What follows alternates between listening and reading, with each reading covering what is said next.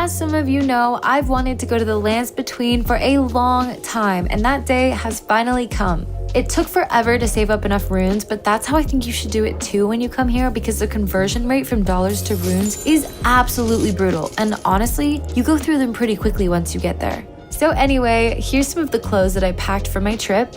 It's a mix of kind of out on the town, having fun with the crew outfits, along with a couple I'm heading into battle and I need your strongest potions looks thrown in there. Now, as we all know, there's a lot to see in the lands between. I started in the spot where pretty much everyone goes first, Limgrave.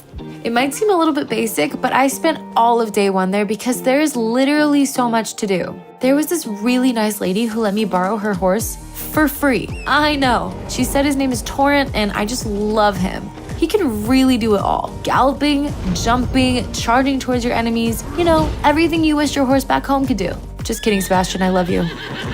You'll probably notice a lot of graffiti on the ground, and at first you might think like, what is this stuff everywhere? But the locals actually lay this graffiti out to help tourists. They all have tips on nearby hotspots, secrets, and anyone who might be right around the corner. One tip when you're traveling to the lands between is to always be on the lookout for sketchy characters. There are lots of people out here who know you're a tourist, so they'll assume you've got tons of runes on you and they'll do whatever it takes to get them. I know, it's kind of sad to talk about, but it's just a reality of traveling to the lands between.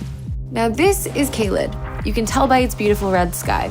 At first, it's like the most terrifying thing you've ever seen in your entire life, but I swear you get used to it and even start to appreciate its horrifying beauty.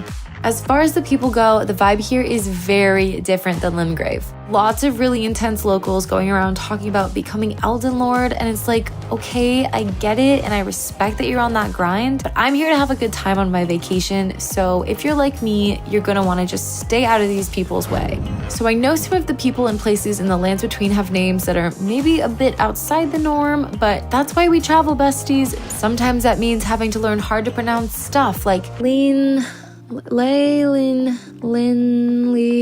Anyway, this is the royal capital and the architecture is just so beautiful. My key takeaway is that the kings and queens in the lands between were absolutely living before, you know, all the wild stuff that happened with the endless wars and the... You know what? Let's talk about something else. I had to leave shortly after filming this anyway because these guards made it pretty obvious I wasn't supposed to be here in the first place. It's not like there was a sign telling me not to go there, but you know, nothing ventured, nothing gained, right? So if you're maidenless like me and you're looking for a place to visit, definitely go to the lands between. It's not exactly relaxing, but at the same time it sort of is. It's hard to explain. You just have to experience it for yourself. I hope you make it there soon. Oh, and remember to like and subscribe.